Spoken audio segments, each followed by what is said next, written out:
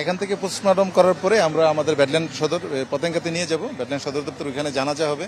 জানাজার পরে তার পরিবারের পারিবারিক বাড়ি হচ্ছে কুমিল্লা, কুমিল্লাতে পাঠানো হবে এবং ওদের ফ্যামিলি আত্মীয় স্বজন সবাই এখানে আসছে, আমাদের ব্যাডল্যান্ডে আছে।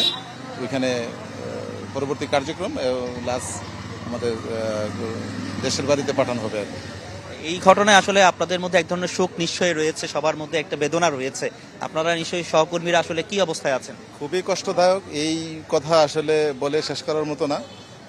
মানে আমরা সকলেই বিধ্বস্ত অবস্থার মধ্যে আছি। তবে এই সুখ কাটায় ওটা খুব কঠিন। এবং মোতালিব সাহেব অত্যাধিক ভালো মানুষ ছিল এবং খুব চৌকুশ একজন ডিডি হিসেবে উনি চৌকুশ দায়িত্ব পালন করতো। তো পুরা র্যাব ফ্যামিলি কিন্তু আমরা মর্মাহত, পুরা র্যাব 7 এবং পুরা র্যাব ফ্যামিলি সবাই আমরা মর্মাহত। এরকম ঘটনা র্যাবে ইতিপূর্বে কখনো ঘটে নাই, ঠিক আছে।